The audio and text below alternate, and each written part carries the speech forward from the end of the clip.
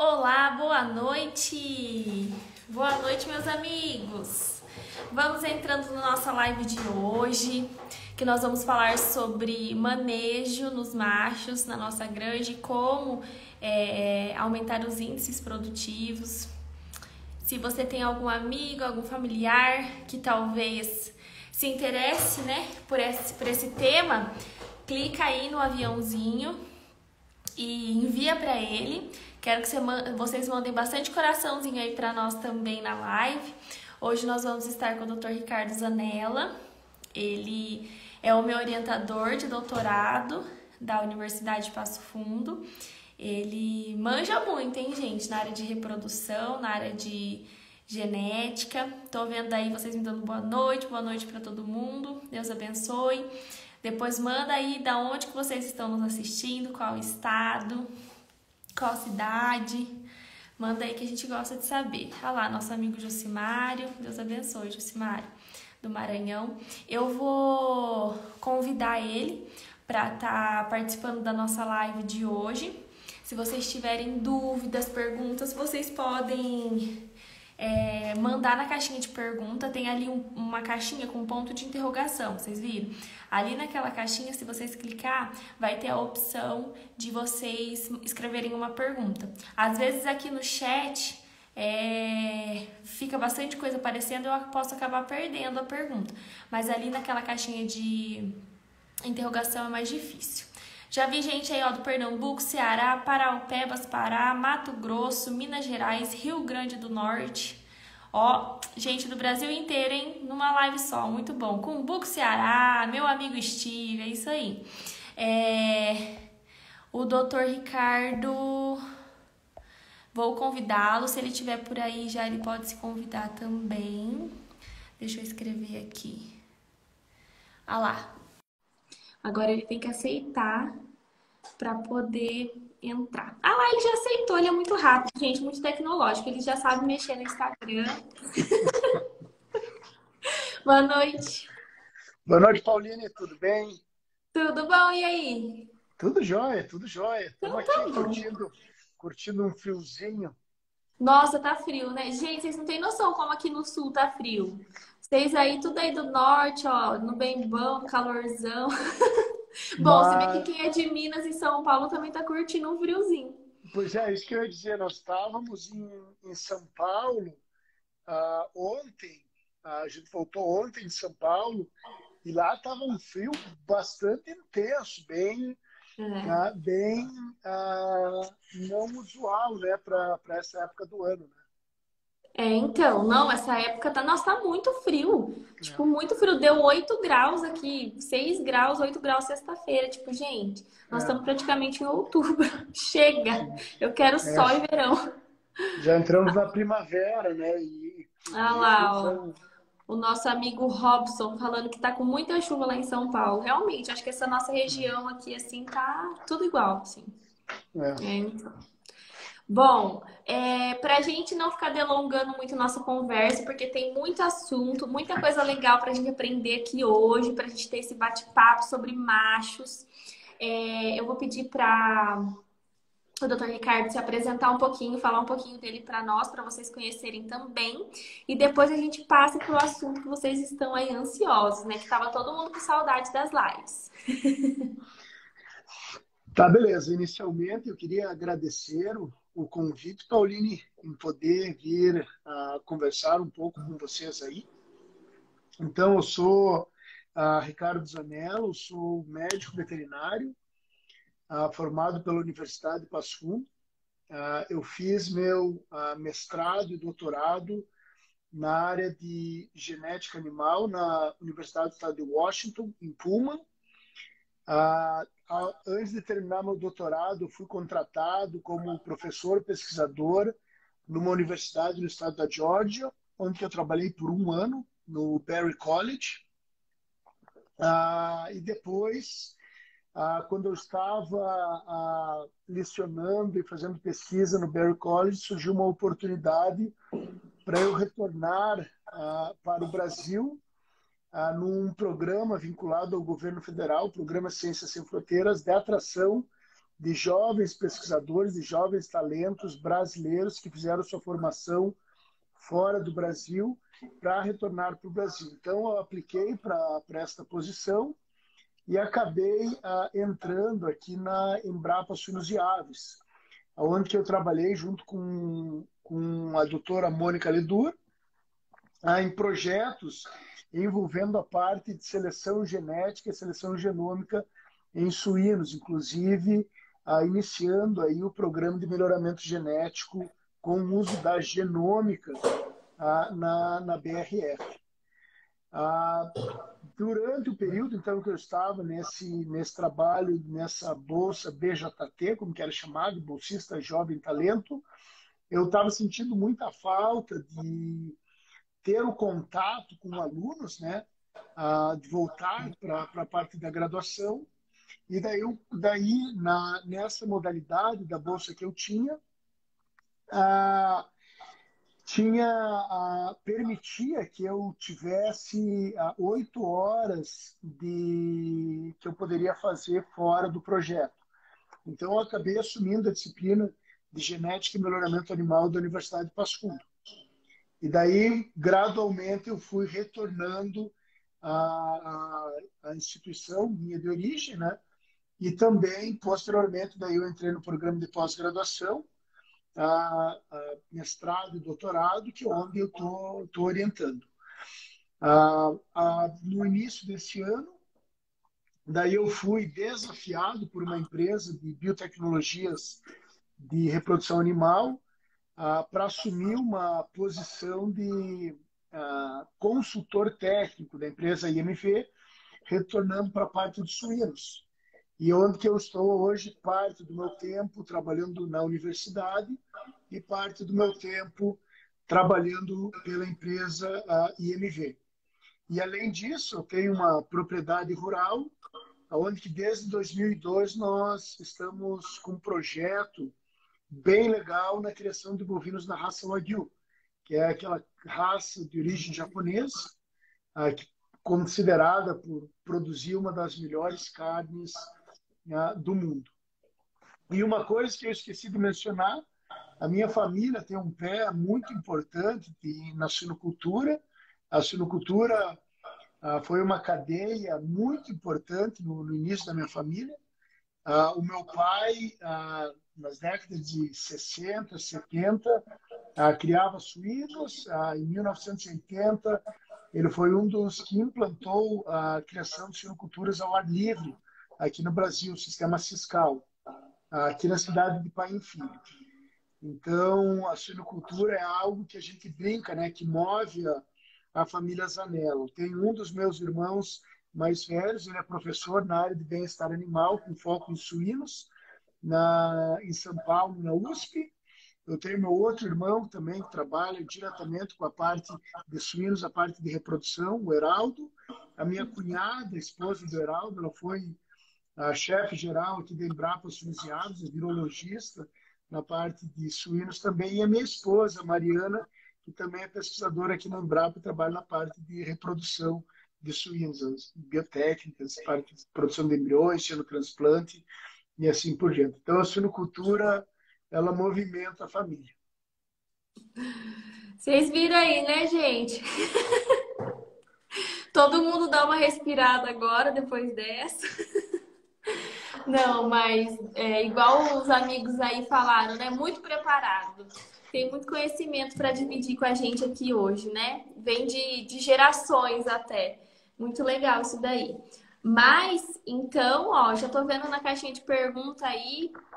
Já tá que tá as perguntas. Vamos que vamos, porque senão não vai dar tempo. Isso aí. Eu acho que, assim, pra gente iniciar, talvez você falar um pouco, brevemente, assim, né? Nada muito aprofundado, mas brevemente sobre a anatomia, né, do macho na questão reprodutiva, né? As principais estruturas ali, principalmente o que é visível para o pessoal saber, né? Eu acho que dá pra gente começar por aí. O que você acha? Então, Pode ser. Então, Então, vamos lá. Quando a gente fala na parte anatômica dos suínos, nós temos que pensar em algumas características muito importantes que estão diretamente relacionadas com a viabilidade do macho em poder produzir um espermatozoide de boa qualidade. E quando a gente fala no sistema de produção da produção espermática, nós temos que pensar num sistema bastante completo. E nesse sistema bastante completo, nós temos que pensar em toda a parte da ambiência, aonde que o animal está vivendo. E quando a gente fala em ambiência, nós estamos falando desde a parte da regulação da temperatura do ambiente onde que esses animais estão estão sendo alojados, e eu já vou chegar no ponto da onde que a temperatura é muito importante relacionada na parte da espermatogênese, né? Fornecimento de água de boa qualidade, tamanho da baia onde que esse macho vai estar alojado, um tamanho ideal para ele, em torno de 6 a 10 metros quadrados, o piso aonde que esse animal vai estar sendo alojado, um piso que não seja escorregadio, para que ele não caia e não se machuque. Então, tudo isso tem uma influência muito importante no processo da espermatogênese.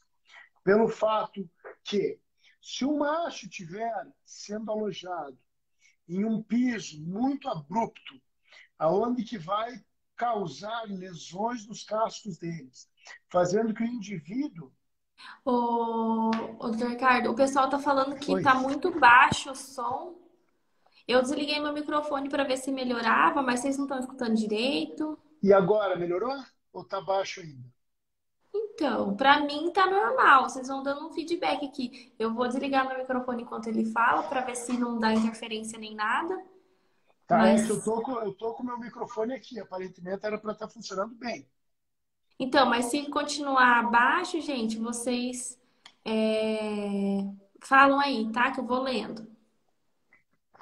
Perfeito. Tá, tô falando que tá baixo. Será que se você Tá, tirar vai melhorar? deixa eu ver. Ai, para uns está ótimo. Ô, senhor, agora confundi. Melhorou agora? Melhorou agora o som? Agora melhorou até para mim. Perfeito. Então vamos lá. Então o que que acontece? O piso deve ser um piso bom, não escorregadio, não muito abrupto. Porque se vocês pensarem na anatomia do macho, o casco dele, o casco bipartido, ele vai ter que dar toda a sustentação para esse indivíduo. E o que que acontece? Se esse macho tiver num piso que vai favorecer que ele tenha um problema de claudicação, esse indivíduo vai possivelmente ter um processo inflamatório que vai afetar todo o processo da produção espermática dele. Então, a gente tem que cuidar muito na parte do piso onde que esse animal vai estar sendo alojado. Outra questão muito importante que eu falei em relação da temperatura é que, diferente de bovinos e dos ovinos, a bolsa testicular, os testículos desse animal, ele está localizado na região perianal, ou seja, logo abaixo do ânus desse indivíduo. E o que que acontece? Os outros bovinos e ovinos, os testículos, a bolsa escrotal estão localizados na região inguinal. O que que favorece o processo da termorregulação? Dias muito quentes ocorre, então, um relaxamento do músculo cremaster, que faz essa retração dos testículos para perto do corpo, e, consequentemente, nos bovinos e ovinos, essa bolsa escrotal favorece esse processo de termorregulação. Já nos suínos, em decorrência da posição ser perianal, essa bolsa escrotal ela fica mais próximo do animal e, consequentemente, nós temos que reduzir a temperatura do local onde esse animal está sendo alojado para evitar, então, um aumento da temperatura testicular e, consequentemente, afetar a espermatogênese do macho. Sempre lembrando que elevadas temperaturas elas vão interferir negativamente na produção espermática dos animais. Voltando para a parte anatômica também, uma outra grande diferença que nós temos é que quando nós olhamos no testículo do animal, a cabeça do epidídimo dele, ele está localizado na região superior do testículo. Então, se o testículo do animal está aqui, a cauda do epidídimo está localizado na região superior. E a cauda do epidídimo é onde vai ocorrer todo o processo da maturação e o armazenamento desses espermatozoides. Então, essa é uma outra diferença anatômica que nós temos nos suínos em relação com a parte dos testículos do mesmo. Outra característica muito importante, relacionada também ao aparelho reprodutor dos machos, é que os suínos eles não possuem as glândulas sexuais acessórias chamadas de ampolas. Eles não possuem as ampolas testiculares. E as ampolas é um órgão responsável pela toda a parte do armazenamento dos espermatozoides. Então, suínos não têm ampolas. Todos os espermatozoides que são produzidos, liberados nos suínos, eles estão armazenados na cauda do epidídimo, como que eu acabei de mencionar. Então, muito importante nós também termos esse controle da termorregulação testicular para evitar um aumento dessa temperatura que vai afetar a viabilidade espermática. Por final, outra característica muito importante que nós temos nos suínos é na questão do prepúcio, que o suíno possui um divertículo prepucial, que é muito importante nós termos um cuidado bastante grande quando nós formos fazer a utilização desse reprodutor, porque sendo esse divertículo numa posição horizontal, geralmente fica a urina armazenado dentro dele.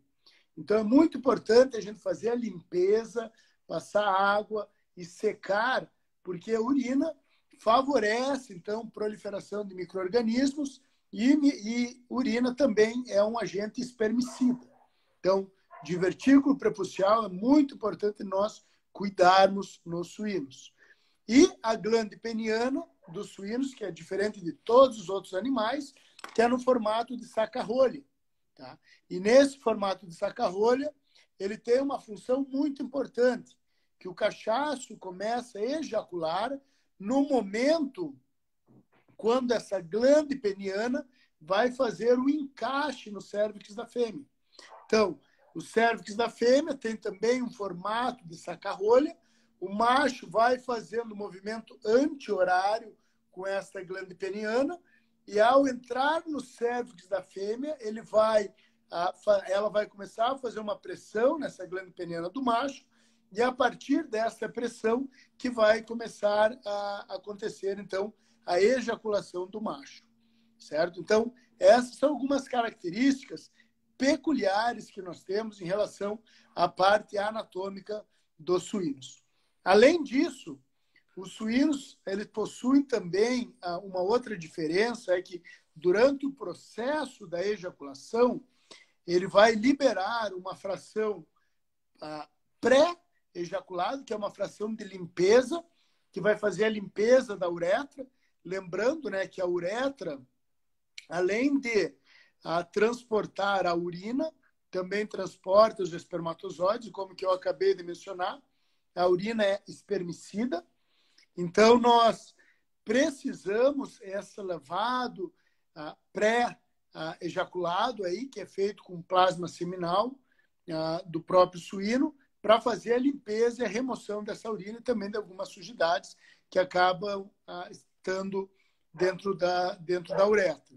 Depois, nós vamos ter uma fração rica de espermatozoides, certo? Que é a fração que geralmente é a que vai estar carreando a grande quantidade desses espermatozoides. E, por final, então, vamos ter os cachaços produzem estilo um gel, uma gelatina, tá? Que às vezes acaba ficando uns grumos no ejaculado do macho, oriundos desse gel, que vai funcionar como um tampão. Que o que acontece? Como o trato reprodutor da fêmea ele é muito longo, os cornos uterinos, podendo atingir até 1,5 m, é necessário que o suíno tenha um volume grande do ejaculado do mesmo, para que esses espermatozoides consigam chegar até no local onde que vai ocorrer a fecundação dos óvulos da fêmea. Só que como que o volume, às vezes, pode ser muito grande, é importante que ele tenha esse gel para fazer uma função de tampão para evitar o refluxo do sêmen. Por isso que, às vezes, é comum, quando se faz tanto uma inseminação artificial ou uma monta natural, que às vezes tem um pouco de refluxo do sêmen, devido à grande quantidade do volume que é colocado para dentro da fêmea e que possa vir para fora. Por isso que durante o processo da inseminação deve ser tomado alguns cuidados específicos, como que é não retirar a pipeta logo em seguida, dar um tempo após a inseminação, né, para que evite esse processo do refluxo. Porque, lembrando, quando tu faz a inseminação artificial, tu não vai ter aquele tampão de gel para evitar o refluxo do sêmen, que fisiologicamente o macho tem. Acho que seriam essas as principais características, Pauline. Não sei se tu teria mais alguma coisa em mente. Tá mudo o teu microfone. Vai me lembrando, porque a minha cara fica falando mudo. Hein, alguns pontos assim que o pessoal sempre pergunta bastante, que você pode falar brevemente também, se existe um tamanho padrão para testículo, se essa questão de quanto maior, melhor, ou então se um lado ser maior que o outro lado, se isso tem algum problema ou nada a ver, mas um pouquinho sobre isso. Certo. Então, os testículos, eles são o órgão principal responsável pela produção espermática. Então, existe uma correlação, sim, de quanto maior o tamanho testicular, maior a produção de espermatozoides. Porque os espermatozoides são produzidos através dos túbulos seminíferos, onde que nós temos as células de Sertoli. Então, quanto maior o tamanho, maior o volume, maior vai ser a produção espermática. Tem também alguns trabalhos mostrando que o tamanho testicular está relacionado também com o libido do animal. Porque o libido está relacionado com o interesse sexual, e esse interesse sexual está associado com os níveis de testosterona dos machos. E a testosterona é produzida pelas células de Leydig intersticiais, que estão localizados dentro do testículo do animal também.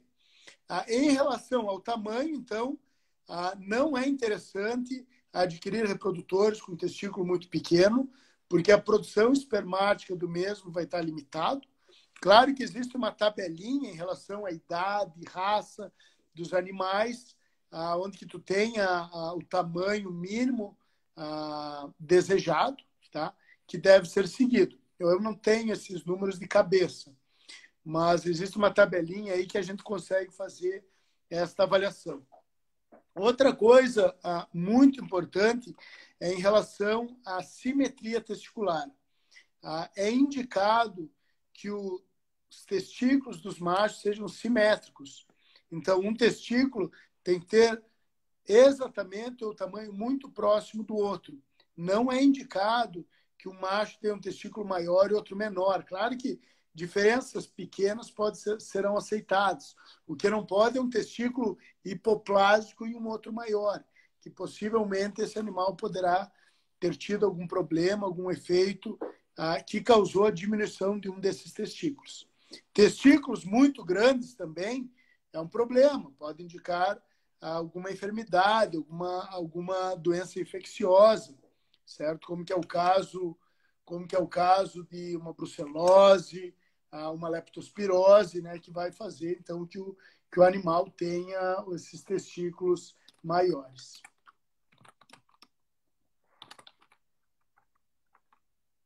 Não sei se respondi. E você falou que o que leva ao aumento pode ser essas doenças infecciosas. E o que leva à diminuição? Tem alguma coisa bem específica? Então, o que acontece? Traumas é um problema bastante sério, principalmente na forma que a gente tem os alojamentos dos machos, né? Que o macho, quando fica naquelas baias, naquelas gaiolas, que ele só vai para frente ou para trás, o processo dele ir para trás e toda vez ele vai causando uma lesão na bolsa escrotal, nos testículos.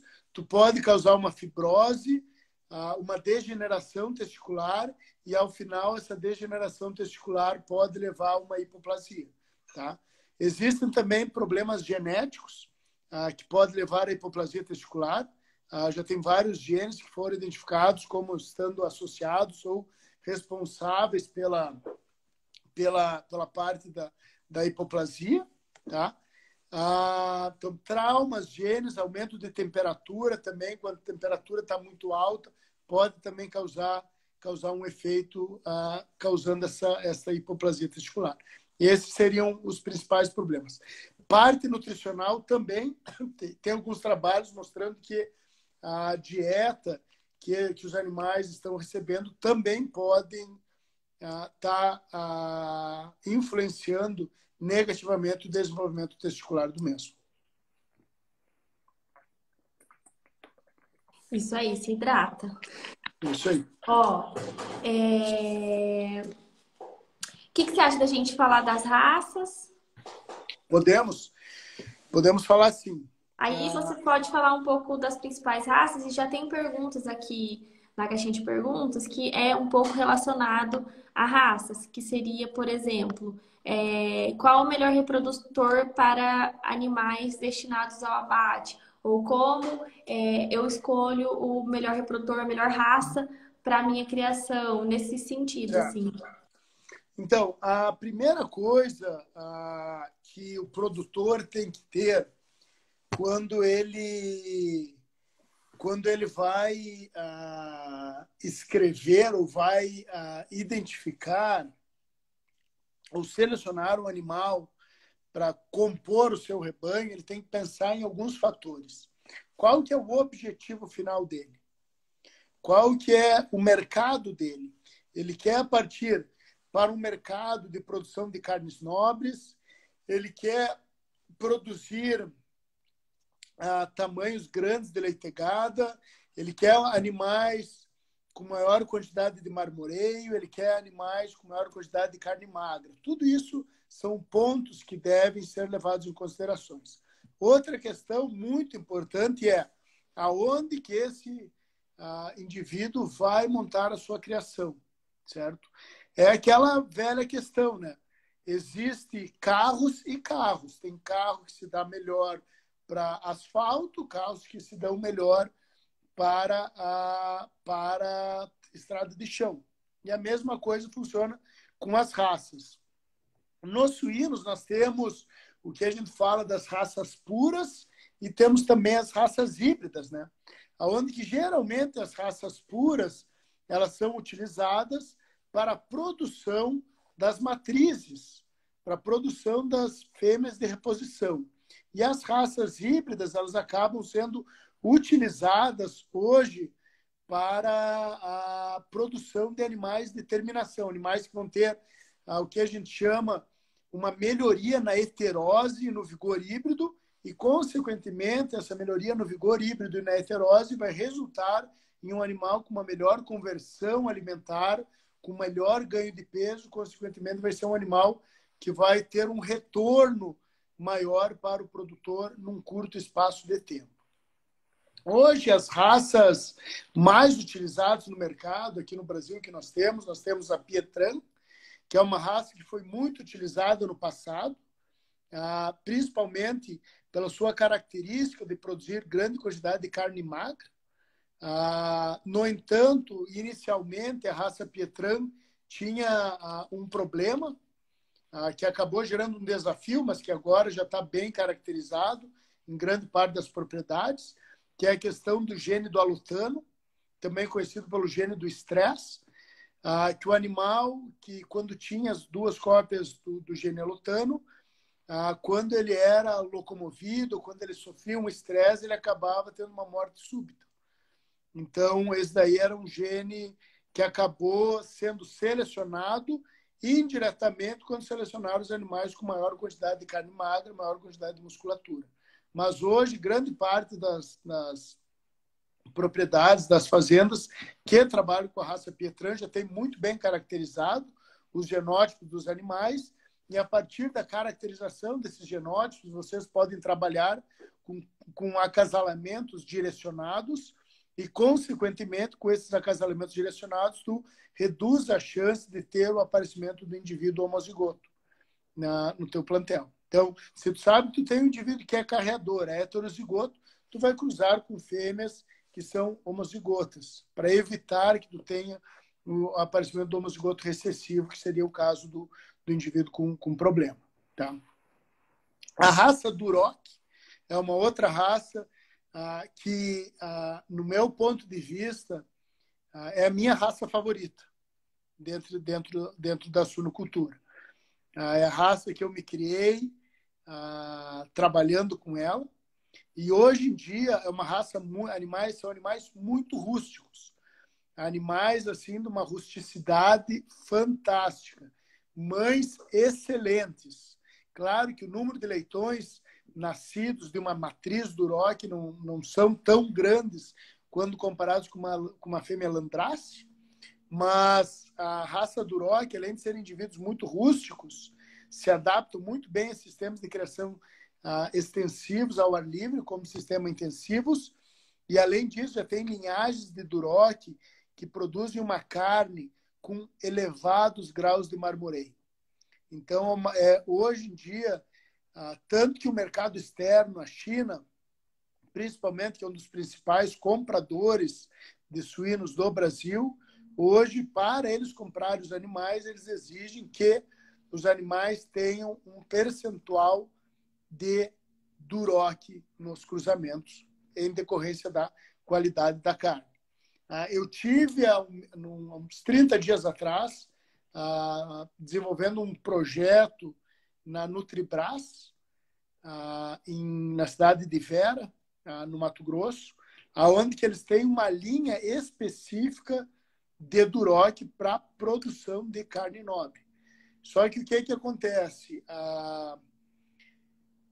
O Ministério exigiu uma comprovação que os animais realmente eram Durocs. Então, agora a gente está fazendo um trabalho, a Nutribras está fazendo um trabalho legal na parte de genotipagem para caracterizar, então, o percentual da raça Duroc na carne que está sendo comercializada. Então, a raça Duroc assim, é uma raça de extrema versatilidade.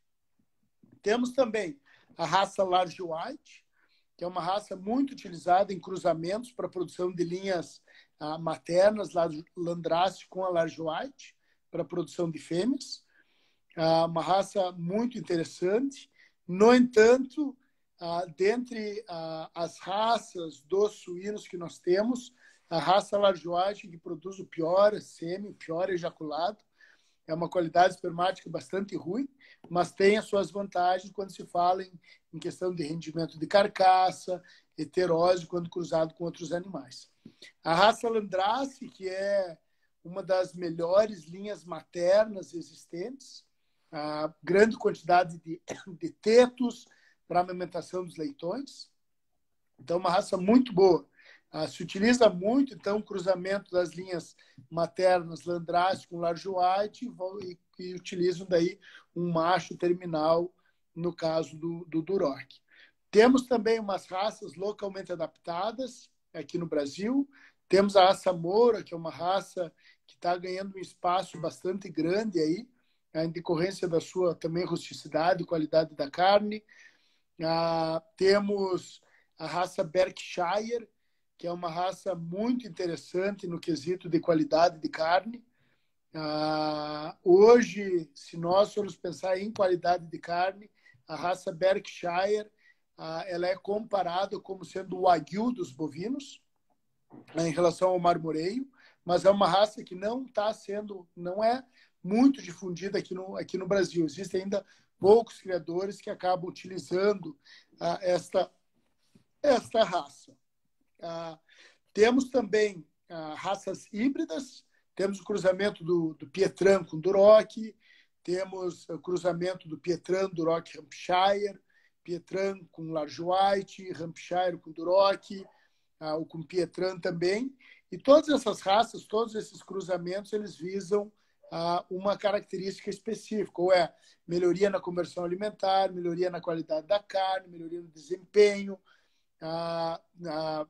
para produtores de fêmeas e assim por diante. Então, hoje em dia, nós temos uma grande variabilidade de raças que são utilizadas. Cada uma delas tem seus pontos positivos e tem as suas peculiaridades. O que a gente precisa saber é qual que é o objetivo, o que o produtor quer fazer, qual que é a forma do sistema que ele tem, qual que é a forma da granja que ele tem, para, a partir disso, ele começar a investir, então, nessa forma de cruzamento para a produção, então, do que ele quer. Ai, é isso aí. E partindo nesse aspecto, teve uma pergunta aqui também sobre assim, se existem características que são passadas mais pela mãe do que pelo pai. É que tem tanta pergunta aqui que eu já não estou achando exatamente a pergunta, mas é praticamente isso daí. Tá, perfeito. Então, o que acontece é o seguinte, as características não são passadas. O que são passadas são os genes que vão coordenar aquelas características. Tá? Mas isso daí é simplesmente um conceito. Todo mundo fala, as características são transmitidas. As características não são transmitidas. Quem são transmitidos são os genes, que são transmitidos dos pais para os filhos. O pai transmite 50% do material genético e a mãe transmite os outros 50% do material genético. E o que vai? A expressão do fenótipo que vai ter no filho vai ser a combinação, então, desses alelos, desses genes, tanto do pai quanto da mãe. Tá? Então, aquela questão de falar o pai vai produzir animais mais pesados, a mãe vai produzir... Isso daí é muito questionável ainda. O que se sabe que a mãe tem que ser fêmea que vão ter uma boa habilidade materna, certo? Para poder gerar aqueles filhotes, amamentar eles. Tem já trabalhos mostrando que a parte comportamental da fêmea interfere diretamente na parte comportamental dos leitões. Fêmeas mais agressivas vão produzir leitões mais agressivos. Então, a gente sabe que tem essa forma que a gente fala dessa inheritance, dessa transmissão dessas características relacionadas com a parte comportamental. Tá? Então, a metade do material genético vem do pai e metade do material genético vem da mãe. Por isso que é muito importante nós sempre escolhermos muito bem quem vão ser os pais para a realização dos nossos acasalamentos. Eu achei a pergunta aqui, que estava perguntando em relação a isso, sobre macho ou fêmea. Se, tipo assim, se o pai ou a mãe determina mais macho ou mais fêmea, enfim. Mas eu acredito que você já respondeu nessa sua fala. Em relação à parte da determinação sexual, quem vai coordenar se vai nascer um indivíduo do sexo masculino ou do sexo feminino é o macho. Porque o macho vai produzir metade dos espermatozoides X e metade dos espermatozoides vão ser Y. Já a fêmea só possui os óvulos com os cromossomos X. Então, o macho é quem vai determinar se é X ou Y. Hoje, a gente já sabe que, na verdade, não é bem meio a meio. Existem machos que têm uma maior propensão em produzir maior quantidade de espermatozoides Y, consequentemente, vai produzir maior quantidade de machos na propriedade. Também tem machos que produzem maior quantidade de espermatozoides X e vai produzir maior quantidade, então, de fêmeas. Então, isso daí já tá bem organizado. Tem uma outra linha de pesquisa muito interessante que está sendo desenvolvida hoje em dia, que é no transplante testicular. Então, o que é que se faz? Tu tem um macho com elevado valor genético, e a gente sabe que quem produz os gametas são os testículos. O que é que eles fazem? Eles fazem uma destruição das células germinativas testiculares do macho receptor e fazem um transplante das espermatogônias do macho doador. Consequentemente, tu poderá ter múltiplos machos produzindo o mesmo espermatozoide. Então, tu consegue aumentar, assim, a produção espermática de um determinado doador. É um processo relativamente simples de ser realizado. Nossa, que louco isso aí, hein?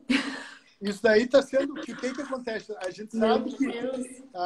que tem machos que são muito mais termotolerantes, que eles conseguem sobreviver a temperaturas mais quentes. E tem machos que não são. Então, o que faz? Pega essas células desses machos de alta produção e transfere para o macho que é mais termotolerante. Daí, aquele macho mais termotolerante vai estar produzindo as células espermáticas desses cachaços com maior valor genético. Isso é uma técnica que já está sendo muito utilizada em bovinos também. Pega células germinativas de um touro da raça Angus, que no Nordeste não iria conseguir sobreviver, implanta elas num touro da raça Nelore. Um touro Nelore vai estar produzindo filhos da raça Angus. Que legal, né? Muito legal.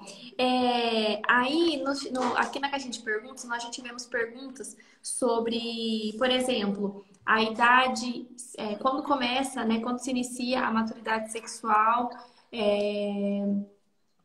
Aí você pode falar um pouco disso e também já teve perguntas sobre as instalações, né?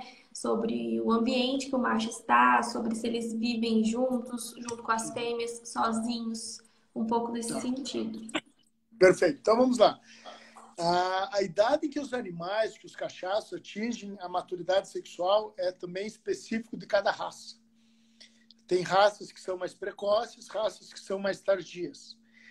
Mas, em média, diz que os machos começam a iniciar a sua maturidade sexual, sua puberdade, em torno dos 6, 7 meses de idade. Tá? Aí é quando eles vão iniciar, então, o processo da puberdade. E a sua utilização não deve ser utilizado quando o macho tem um tamanho pequeno, a menos de em torno de 150 quilos, porque ao efetuar a cópula, ele não vai conseguir fazer uma cópula bem sucedida, poderá se machucar e vai ficar traumatizado. E todo o trauma fica marcado naquele indivíduo e, consequentemente, ele vai não, se eu copular, eu vou me machucar, se eu machucar, vai doer, então eu não quero mais fazer isso. Então, tem que ser a coisa mais prazerosa para o animal, para que ele não tenha, então, esse problema. Então, a puberdade em torno dos 6, 7 meses de idade, início da utilização do macho para cobertura em torno dos 8, 9 meses de idade. Outra coisa muito importante, comprei um cachaço hoje, levei para minha granja, posso usar ele amanhã? Não. Nós temos que ter em mente que existe... nós passamos pela pandemia agora. Vocês escutaram muito a palavra quarentena. A quarentena também deve ser respeitada nos animais, por alguns motivos. Primeiro, questão de biosseguridade. Os micro-organismos que tem na granja Y são diferentes dos que tem na granja X. Então nós precisamos fazer a adaptação desse animal no novo ambiente. As instalações também vão ser diferentes. Então, nós temos que adaptar o macho a essas novas instalações. Tem-se a regrinha aí das 4 semanas da quarentena. Comprou um macho, 4 semanas para adaptação dele. Essas 4 semanas vão estar também associadas com o período da espermatogênese do macho, porque tem todo o transporte, o estresse dele, e todo esse estresse causado pelo transporte também vai diminuir a viabilidade espermática. E, consequentemente, a gente precisa ter um cuidado muito especial em relação a isso. Tá? Então, comprou o macho, quarentena, em torno das 4 semanas, fez a adaptação do macho, depois da adaptação do macho, nós pegamos e fizemos, então, esse processo. Temos também algumas vacinas reprodutivas que devem ser aplicadas nos cachaços. Geralmente essas vacinas são aplicadas semestralmente, então a cada semestre. Temos a vacina da parvovirose, leptospirose, erisipela, rinite, circovirose e micoplasma. São as principais que são indicadas a vacinação dos reprodutores dos cachaços. Tá? Claro que é muito importante vocês saberem quais que são os desafios que a granja de vocês tem para vocês poderem dar um enfoque maior em determinada granja ou não. Tá? Então, muito importante isso. Em relação às coberturas, machos em torno de 7 a 9 meses é indicado, no máximo, 2 coberturas por semana. Machos que têm em torno de 10 a 12 meses, tu pode aumentar para 4 coberturas por semana. E macho acima de 12 meses dá em torno de 6 coberturas por semana. Então, seria 1 fêmea, 2 fêmeas e 3 fêmeas cobertas por semana, de acordo com a idade do animal. Tá? Então, isso também é uma coisa que deve ser respeitada, porque a gente tem que lembrar que os cachaços, como que eu mencionei anteriormente, não têm as ampolas, que funcionam como um reservatório espermático. Se eles tivessem, nós poderíamos utilizar os machos com uma maior frequência, porque os espermatozoides produzidos iam estar armazenados lá, e daí poderíamos fazer essa utilização por um maior tempo. Mas como que eles não têm, nós temos que respeitar esse limite. Machos em centrais, geralmente as coletas deles, eles vão uma vez a 4 dias ou uma coleta a cada 7 dias. Tá? Então, é muito importante essa questão. Às vezes, quando os machos são jovens, eles são inexperientes.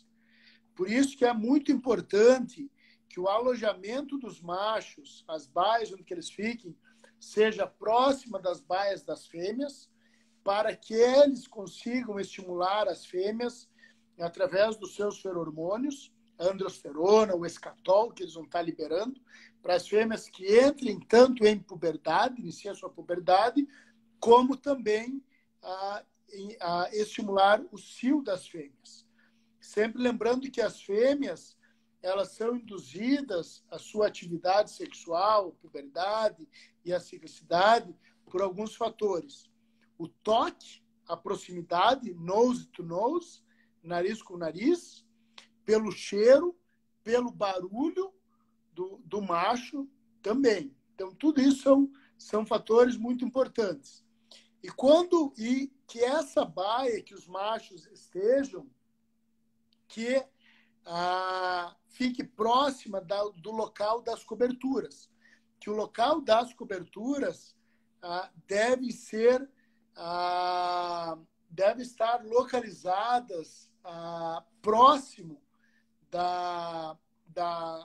desses machos, para que eles consigam ver os outros machos saltando nas fêmeas. E, consequentemente, esse macho vai aprender através da observação, né, desses machos montando para fazer, então, essa cobertura também. Então, o ideal é que o macho fique na sua baia, ou seja levado para esse local onde que vão ocorrer as montas. Tá?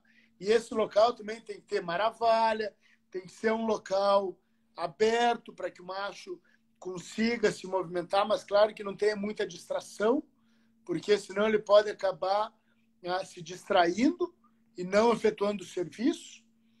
Muito importante ter isso em mente. E no caso de vocês não terem uma área específica para a realização da monta, a fêmea deve ser levada aonde que o macho vai estar. Tá? Então, deve fazer esse manejo aí. Ou tu leva a fêmea e o macho para o local aonde que vai acontecer as montas, ou se não, tu leva a fêmea para o local onde que o macho está. Geralmente, a localização, né, das baias dos cachaços devem ser na frente ou no lado das baias das fêmeas, tá? E que ele consiga visualizar, então, essas baias das montas, como que eu falei anteriormente, né? Esse processo vai tanto estimular as porcas, vai estimular a entrada dessas fêmeas no cio, vai facilitar o manejo e também vai estimular os próprios machos a fazer esse manejo. E se não tiver essa baia específica para cobertura, então tu deve levar a porca na baia do cachaço. É muito importante também que durante o processo de monta, o funcionário que vai estar fazendo o processo, ele acompanha as coberturas, auxiliando, né, o macho a fazer a introdução do pênis na vulva da fêmea, evitando os saltos desnecessários. O ambiente tem que ser um ambiente calmo, agradável, não pode ter nada de barulho, agitação, tá?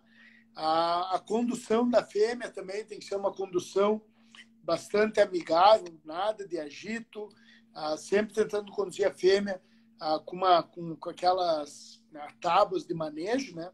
Aquelas tábuas de apartação. É sempre interessante que as primeiras fêmeas que tu vai levar para o macho fazer a cobrição sejam fêmeas dóceis, tá? E fêmeas que estejam expressando bem o cio. Aquela que tu faz a pressão e ela fica imobilizada. E fêmeas que tenham um tamanho muito próximo ao tamanho do macho. Porque não adianta tu querer levar uma fêmea muito grande, tá? Que o macho não vai conseguir efetuar a cópula nela. E tu também não pode trazer uma fêmea muito pequena, que às vezes tu poderá causar uma lesão na própria fêmea.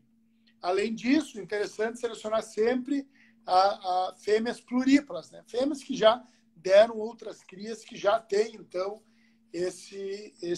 essa noção, né, do que vai estar acontecendo. Evitar gritar, evitar agredir os machos. Então, o processo tem que ser algo bem calmo e tem que fluir de uma forma bem natural. É isso mesmo, né? Isso uma parte do bem-estar, né? Principalmente, porque o animal ele precisa estar muito confortável, saudável, com uma baia limpa, arejada, sem estresse, para ele desenvolver o seu potencial, né?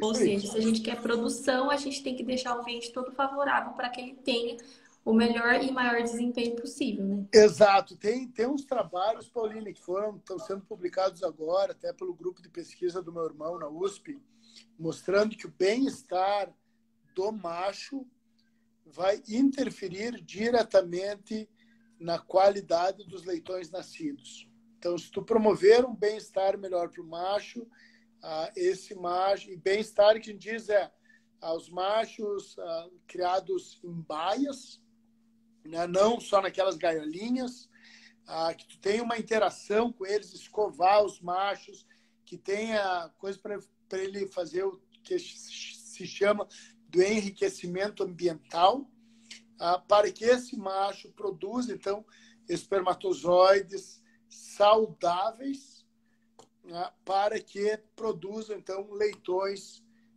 de melhor qualidade, leitões menos estressados, através de mecanismos epigenéticos, que são alterações não pontuais no genoma desses leitões. Então, isso daí são coisas muito interessantes. Outra questão muito importante, a qualidade da água que os machos e as fêmeas ingerem.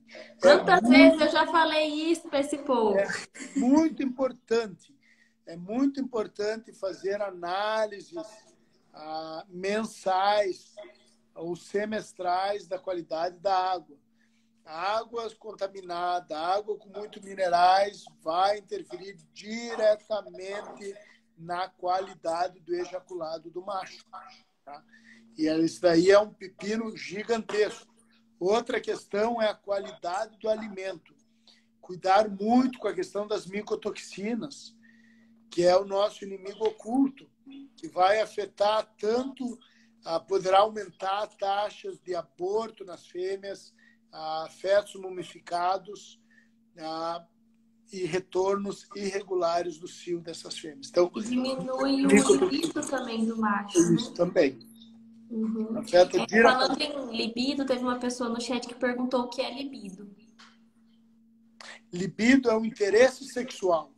É o interesse que o macho vai ter em estar atraído por uma fêmea. Às vezes tu coloca um macho com uma fêmea, o macho não vai querer nem tentar excitar ela, cortejar ela para fazer a monta. Ele vai ficar na dele. E o libido pode estar sendo interferido pela idade, né? A idade do macho, animais muito velhos vão ter diminuição no libido, calor excessivo também diminui o libido do macho, por isso que é indicado, sempre quando forem fazer as coberturas durante os períodos mais, com temperaturas mais amenas do dia, né? Porque se for muito quente, o macho não vai querer efetuar a copa. Então, Vai tudo ficar isso sem afeta interesse. o libido. Isso aí, vai ficar sem interesse. E voltando na questão que tem mais perguntas sobre quantas vezes usar a fêmea, ou o macho na mesma fêmea, então quantas coberturas tem que ser feito na mesma fêmea e se pode ser usado diferentes reprodutores naquele mesmo cio para cobrir aquela fêmea, se isso tem alguma vantagem ou não. Tá. Sim, vocês podem utilizar diferentes reprodutores, inclusive é uma técnica que se utiliza em algumas centrais, é fazer as doses, que se chama as doses heterospérmicas, que tu acaba misturando doses espermatozoides de diferentes machos, que a gente sabe que às vezes tem... agora sabe-se que os óvulos eles têm receptores para os espermatozoides e tem alguns espermatozoides que vão fecundar melhor alguns óvulos do que outros. Então, quando faz doses heterospérmicas, tu aumenta a chance de ter maiores taxas de fecundação, consequentemente, maior número das leitegadas. Tu pode ter. Outra coisa interessante em relação a quando utilizar, efetuar as coberturas. Então, as coberturas devem ser realizadas quando tu detecta o cio da fêmea. A fêmea entrou em cio hoje, faz a cobertura dela e geralmente tu faz uma nova cobertura 24 horas depois. Esse é o recomendado. Pelo fato que, como as fêmeas são multíparas, elas vão ovular várias vezes, só que desde quando começar a ovulação, em torno de 3 horas, ela vai ovular todos os óvulos delas. Então, e a viabilidade espermática de um suíno gira em torno de 24 a 48 horas. Claro que, quando tu compra a dose de uma central que foi diluída com determinado diluente, essas doses elas têm uma durabilidade que pode ir de 2 até 14 dias. Então, tu consegue aumentar a viabilidade dessa dose nas inseminações. Mas, quando tu utiliza o macho, então é indicado, entrou no cio, faz a primeira cobertura, 24 horas depois, tu faz a segunda cobertura. Então, e tu pode utilizar, sim, cobrir as fêmeas com 2 machos. A única coisa é que, dependendo quando tu fizer essas coberturas, tu poderá ter maior quantidade de leitões de um macho e leitões de outro, né? E se tu tiver melhoramento genético animal, onde que tu precisa ter um controle específico de qual macho tu cobriu com qual fêmea, para saber de quem que são aqueles leitões, daí essa questão de tu utilizar doses heterospérmicas ou utilizar mais de um macho na mesma fêmea, daí não vai dar muito certo. A menos, é claro, que depois tu faça um trabalho de genotipagem, um teste de paternidade, para conseguir, então, caracterizar qual macho é filho, qual leitão é filho de cada macho. Também falar, isso que ele tá falando, pessoal, é da monta natural, tá? Isso. Vou dar uma travada. Em relação à monta natural, é isso que ele tá falando, de fazer uma monta hoje, detectou o cio hoje, depois de 24 horas. Só que existem outros protocolos que, né, acredito que eu... Não estou escutando, Pauline. É porque tem alguém me ligando. Se tiver o Rosalvo ou a Jaqueline aí me assistindo, fala pro tio parar de me ligar por um momento pra eu conseguir fazer a live. Porque é ele que tá me ligando. É... Então, aí... Tá ouvindo agora? Sim. Tá, acho que ele parou. Então, o pessoal fala, né, de fazer hoje, por exemplo, eu parou hoje. Daí faço a primeira agora cedo, à tarde eu faço outra e amanhã cedo eu faço outra. Por Uhum. exemplo, daí passou 24 horas, mas nesse intervalo de 12 eu fiz mais uma. Isso. É. Então, qual que é a importância dessa segunda no meio? Existem diferentes protocolos que tu pode utilizar. A questão é o seguinte, sempre, se tu pensar na parte da fisiologia da fêmea, ela geralmente ela vai ovular mais para o final do cio. E uma coisa importante é o seguinte, que os óvulos, eles não esperam os espermatozoides. Os espermatozoides que tem que estar lá esperando o óvulo. Tá? Então, o que acontece? Às vezes, tu faz aquela última cobertura, a fêmea já tem ovulado, ela não vai ter funcionado. Então, essa cobertura no meio aí que tu indicou, ela pode ser interessante para pegar essa cobertura. Hoje em dia, se preconiza, aqui no Brasil, a utilização de 2,5 doses de sêmen para inseminar uma fêmea, que daria em torno de 2,5 coberturas de um macho. Só que a gente sabe, então, que esse iniciou o cio, faz a primeira inseminação, tu sabe que a primeira cobertura do macho, tu sabe que aquele sêmen vai ficar viável dentro da fêmea aí por no mínimo 24 horas. Tu faz a próxima, 24 horas depois, tu vai ter mais 24 horas. Então, 48 horas. E, geralmente, esse é o período que a fêmea vai fazer a aceitação do macho. Depois disso daí, tu pode tentar, mas a fêmea não vai mais aceitar o macho. Interessante é tu ter... Aí tem uma questão muito importante, Paulinho, que é o erro de grande parte dos suinocultores e dos criadores. É não pegar o início do cio. Tu tem que tu tem que saber exatamente quando foi o início do cio. Porque se tu não pegou no início do cio, daí o teu protocolo, daí tu vai ter que trabalhar com maiores montas, coberturas, para tentar resolver esse problema. Por isso que é indicado tu fazer a detecção do cio das fêmeas no mínimo 3 vezes por dia. Legal, é isso mesmo. Isso é muito importante. Eu sempre falo isso pro pessoal. Bom, gente do céu, a gente vai ter que falar pro Dr. Ricardo vir de novo para falar com a gente, né? Porque tá passando a hora, a gente tá falando e parece que cada vez dá vontade de falar mais. Eu sou suspeita. Eu amo esse assunto, eu amo estudar isso, amo aprender isso e parece que cada vez eu aprendo mais. Mas vamos estender mais um pouquinho. Tá de boa para você? Dá pra gente continuar Tranquilo. mais um pouquinho? Então tá bom. Teve algumas perguntas ali da caixinha de perguntas que você já foi respondendo. Se alguém tiver alguma dúvida específica e tiver tempo, a gente responde. Mas já que a gente entrou no libido, tenta resumir assim o porquê o macho perde o libido muitas vezes, quais as causas seriam. E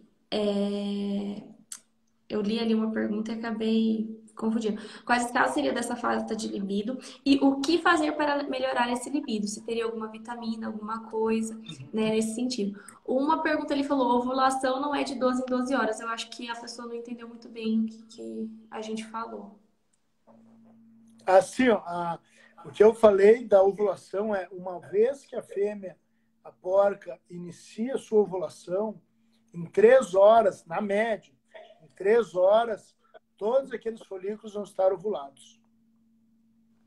Na média, em 3 horas. Ela iniciou a ovulação às 6 horas da tarde, até às 9 horas, na média, ela ovulou todos aqueles folículos. Ela não Exatamente. é que ela começou a ovular agora, daí amanhã vai ovular mais, não, é um período curto, iniciou, porque tu vai ter o pico do LH, o hormônio luteinizante, e esse pico do LH vai causar a ovulação nessas fêmeas. Isso, e a questão de 12 horas é intervalo entre montas, né? Isso aí. Não ovulação. Às vezes ficou uma confusão É nesse isso aí. sentido. É isso aí. Tá, vamos lá. Em relação ao libido. O libido ele pode ser afetado estresse calórico, estresse térmico, idade do animal. Animais mais velhos diminuem, têm menor libido. Um problema nutricional, que o animal vai ter animal muito obeso, vai ter uma diminuição no libido, por isso que é muito importante controlar o peso do animal, tá? Em relação a como aumentar o libido dos animais. Em algumas centrais, eles preconizam a administração de prostaglandina nos cachaços antes das coletas. E esta prostaglandina vai estimular a produção espermática e, consequentemente, também o libido do animal, vai dar um boost nesse libido. Em relação a melhorar a qualidade dos espermatozoides, até alguns trabalhos mostrando que vitamina A, beta-caroteno, está diretamente relacionado com uma melhoria da qualidade dos espermatozoides. Então, tu pode também trabalhar com dietas, suplementações para isso. Hoje, as rações dos suínos são rações bem balanceadas, né? Já tem basicamente todos os micro e macronutrientes, e hoje vocês podem comprar ração específica para reprodutores, para fêmeas, ração de terminação, que daí essas rações já têm os componentes necessários para a melhoria do libido do animal. Tá? Então, às vezes o libido pode estar diminuído em relação a um aumento da temperatura. Tá? Dias muito quentes, o macho, o libido está lá embaixo. Isso pode acontecer.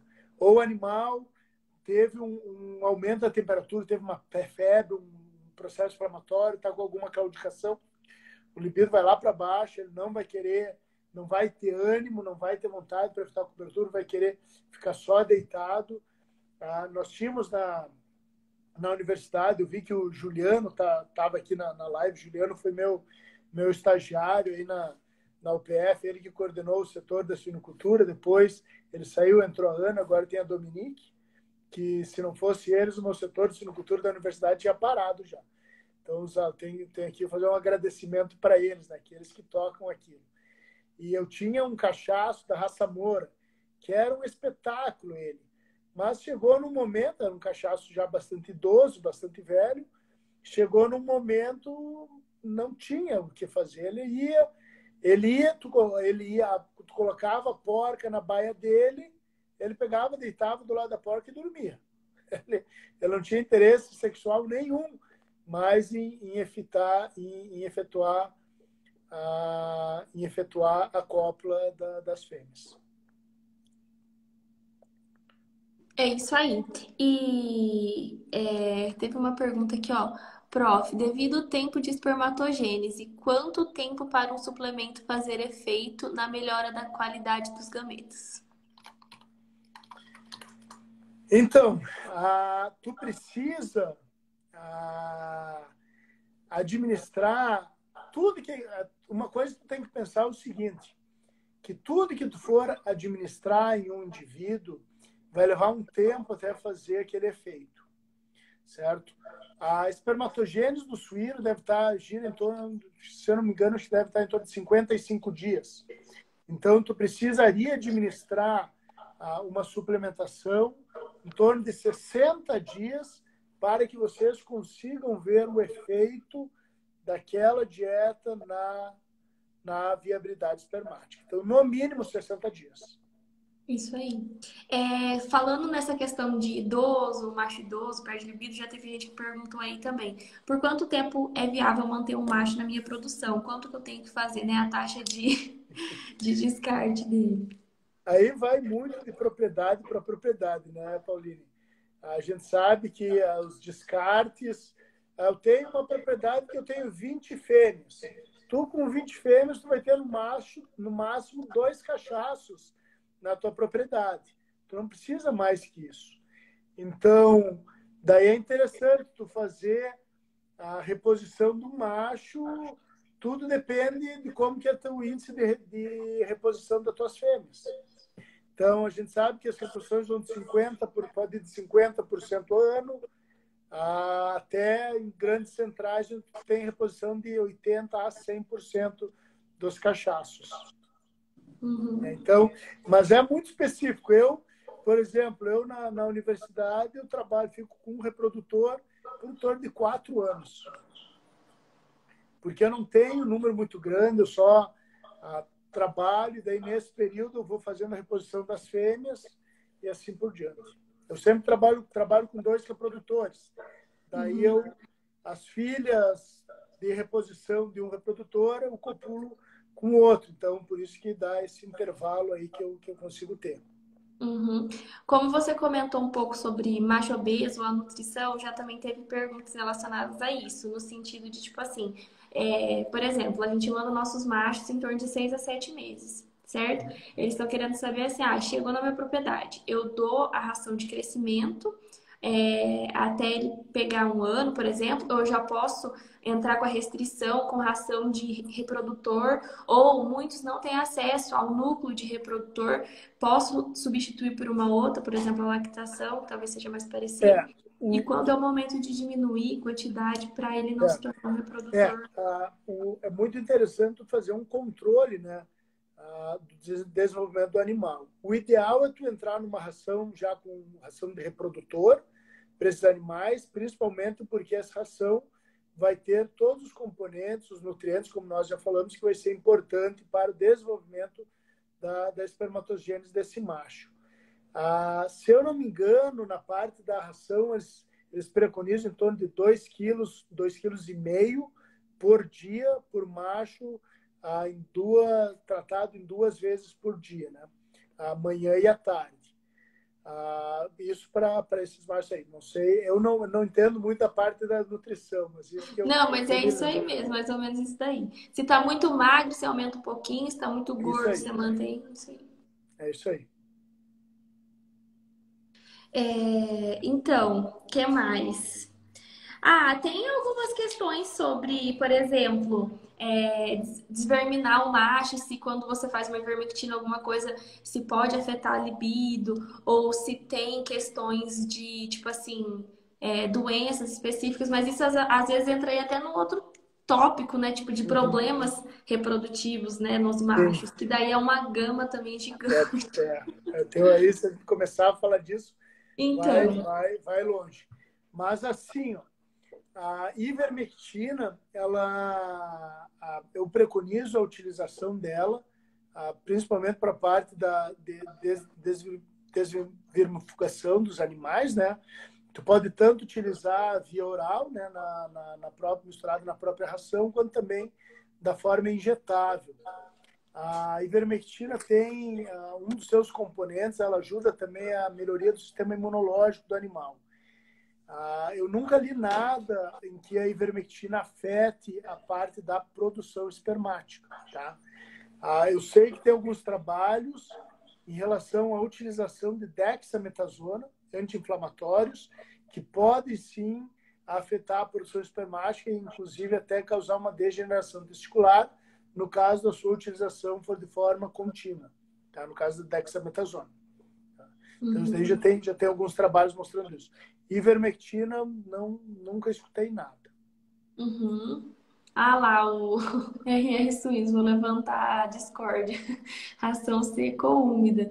Eu com o Dr. Caio, a gente conversou bastante sobre nutrição, né? Acho que talvez foge até um pouco aí do Dr. Ricardo, mas ele pode até ter uma opinião em relação a isso. Não sei, fica à vontade se quiser dividir. Em ração seca ou úmida? É. Então, eu já vi ambas as formas, não tenho uma opinião formada em qual que é melhor ou qual que é pior. Eu sei que a ração úmida, os animais eles conseguem ingerir ela de uma forma mais eficiente do que a ração seca, tá? Mas eu não tenho nenhuma opinião formada sobre isso. Então, porque cada um na sua área, né? E também na vivência, né? Você tem que estar ali, igual eu falo. muitas vezes o que dá certo para um, dá certo para outro, né? Aqui na granja nós não usamos ração úmida para nenhuma fase, entendeu? Então isso aí vai de adaptação para adaptação, vai de sistema de como que você tem o seu sistema também de racionamento, se é manual, se é automático. Por exemplo, lá no Pará que eu estive, né, tinha um problema de azedar muito a ração úmida. Tava azedando muito, é muito quente, daí tinha que ter assim um manejo de sempre estar trocando. Se você não tem um manejo ali todo o tempo para trocar, você vai azedar, as suas porcas não vão comer, vão sofrer na lactação, não vão dar leite suficiente, os leitões vão ficar fracos, pode ter morte. Então, assim, é tudo uma questão de você analisar o que dá certo para você e na sua propriedade. Sim. O que importa é a produção. Tá produzindo, meu filho? Entendeu? Então, só tem a última pergunta pra gente finalizar, que eu acho que essa você vai gostar um pouco, que é isso aqui, ó. Cadê que agora eu perdi? Gente, agora eu perdi a pergunta. Tá, mas eu lembro mais ou menos. É assim, eu posso cruzar filho com pai? Era mais ou menos isso. Poder tu pode. Se tu deve, Então. é outra questão. O que acontece? Quando tu cruza filhos com pais ou animais aparentados, tu acaba aumentando os níveis de endogamia. Quanto aumenta os níveis de endogamia, tu diminui a variabilidade genética entre os animais. O que é endogamia? Endogamia. Endogamia é quando aumenta o número dos genótipos em homozigose. Tá? Conhecido como inbreeding. O que acontece é o seguinte. O sistema de endogamia, cruzamento, o inbreeding, ele é muito utilizado em algumas espécies, como que é o caso aves. Em suínos também foi utilizado para a produção de raças puras. Porque tu tem um animal que é muito bom, tem uma genética excepcional, e a melhor forma de tu perpetuar aquela genética é fazendo esse cruzamento inbreeding, que daí tu vai promover a segregação daqueles alelos que vão favorecer. Só que o que acontece? Quando tu faz esse cruzamento endogâmico, esse inbreeding, tu também favorece a expressão de alelos deletérios. Tu aumenta a probabilidade de ter expressão de alelos deletérios. E grande parte das anomalias genéticas, elas são expressas na forma de homozigose recessiva. Então, se tu cruza um macho que é heterozigoto com uma fêmea irmã dele, que é heterozigota, tu vai ter aí 25% de chance do animal em ter o genótipo homozigoto recessivo e apresentar uma anomalia deletéria. Então, o que acontece? Tu pode produzir animais muito bons, como tu pode produzir animais muito ruins. Então, e quando tu faz um cruzamento entre indivíduos aparentados, tu diminui o que a gente chama da heterose, que seria o aumento do vigor híbrido, que é o que tu busca quando tu faz o cruzamento, esses outcross, ou esse crossbreeding, que é cruzamento entre duas raças muito diferentes, como que é o caso da Landrace com uma Duroc, do Duroc com Pietran, que é para justamente tu ter essa heterose, aumentar a variabilidade genética e, consequentemente, ter um maior vigor híbrido. É assim, ó, se vocês quiserem produzir um reprodutor, eu indicaria para vocês utilizarem o sistema de endogamia. Faz um cruzamento endogâmico, tu produz um reprodutor excepcional, mas lembre-se que esse reprodutor tu vai ter que utilizar num rebanho separado, que não tem a mesma base genética dele. Que daí na primeira geração tu quebra esses níveis de endogamia em 0%. Tá? Então, eu trabalho com a raça Wagyu e uma das formas que eu faço para fixar os genes responsáveis pelo marmoreio dos animais é fazendo cruzamento endogâmico. Eu sei uma fêmea que tem os genes que vão estar coordenando o marmoreio e eu sei o macho Então, eu faço o cruzamento endogâmico entre esses dois, eu consigo uma maior chance, uma maior probabilidade. E sempre lembro, né? Genética é tudo probabilidade. Tu pode... o Mendel, quando a gente trabalhou, quando o Mendel fez aqueles experimentos das ervilhas dele, ele teve a lei da segregação mendeliana que liberou. Então, é tudo ao acaso. Agora, pensa, tu pode ter o acaso de promover uma combinação perfeita, como tu pode ter o acaso de ter uma combinação completamente oposta e não ter a expressão de que tu quer. Então, enquanto tu faz um cruzamento endogâmico, tu aumenta essa chance de ter essa combinação perfeita. Então, para a produção de reprodutores, eu acho que é um caminho muito legal para se trabalhar, principalmente para características que têm uma baixa herdabilidade, que não são muito fáceis de serem identificadas, tá? E depois utilizar esse macho numa população completamente diferente. Então, isso daí é um caminho, é uma coisa muito legal de ser pensado. A avicultura trabalhou muito o cruzamento endogâmico, suinocultura também. Então, só tem que ter cuidado. Tem que saber que macho que é, qual que é a linhagem daquele macho, como que ele foi produzido, para não cruzar ele com uma irmã dele ou algo nesse sentido, que daí tu vai afunilar muito e daí tu vai ter um problema chamado de genetic bottleneck, que é diminuir demais a variabilidade genética e daí começa a aparecer outros problemas. Eu gostei muito dessa pergunta. Legal, né? Então, eu sabia que você ia gostar. A gente podia marcar, né, gente? O que vocês acham? Vocês querem ele aí de volta para falar com a gente? Vocês gostaram? Pode ter um dia no tema de genética, né? Pode ter um dia da gente falar mais nesse sentido. Eu só dei essa pergunta de bônus. Mas é isso aí, pessoal. Eu vou deixar agora o Dr. Ricardo, se quiser dar alguma consideração, né? Alguma consideração final, porque nós vamos estar acabando encerrando a nossa live, né? Que a gente estendeu um pouquinho, mas porque estava muito legal e muito bom. E eu, né, você agradeceu o convite de nós termos convidado, mas nós que agradecemos a prontidão de vir e nos ensinar e trazer todo esse conhecimento que foi muito fácil, simples de acompanhar e que eu tenho certeza que agregou muito aí na vida do pessoal, no dia a dia deles, nas granjas, né? Então, muito obrigada pelo seu tempo e, né, por essa aula, porque isso foi uma aula. E obrigada a vocês todos aí, meus amigos do Brasil todo. Eu vi vocês pedindo para eu mandar abraço, para eu mandar beijo, para eu mandar um alô para todos vocês aí. Então, ó, um beijão para todo mundo. Obrigado por vocês terem ficado conosco até agora. E aí o pessoal tá falando, ó, as considerações finais é para falar que dia que você volta para outra live. Vai marcar. Então tá bom. Fala aí. É isso aí. Então, pode, né, suas considerações, doutor, diga-me. Então, não, eu queria agradecer o convite, né? É bastante legal assim, a gente poder falar, interagir, né? Com pessoas, passar um pouco do nosso conhecimento, um pouco da nossa vivência, né?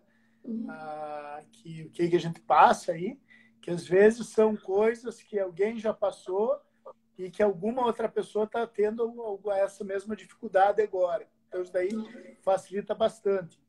E a questão agora desse mundo virtual, ele consegue aproximar as pessoas, né? Então, a gente consegue, como tu mesmo falou, fazer uma live com pessoas do norte a sul do Brasil. Isso. Né? E as pessoas conseguirem acompanhar, né? Isso daí é muito legal mesmo. Então, fico à disposição aí, né? Para nós fazermos outra live aí, o que vocês precisarem, nós podemos conversar sobre a parte genética, a manejo de central, parte de sincronização, o ciclo estral das fêmeas, protocolos para inseminação. Então, isso daí nós podemos trabalhar qualquer um desses tópicos aí, bem tranquilo. Só avisar um pouco de antecedência aí, nós daí conseguimos preparar aí um material bem legal. É isso aí, muito bom. Aí, pessoal, gostou? Você tá lendo os comentários? Aparece? Não tô. Não, aparece para mim, mas eu não consigo ler. Passa muito rápido. É muito rápido, mas é isso aí. É só feedback positivo. Legal, legal. É isso mesmo, ó, o pessoal falando, vai ser um curso, é mesmo, vamos fazer uma maratona de, de bate-papo. Mas é isso aí então, pessoal, ó, boa noite para todo mundo. Obrigada de novo, Ricardo, Deus abençoe e até a próxima. Até mais. Tchau, tchau. Boa noite para vocês aí. Tchau, gente.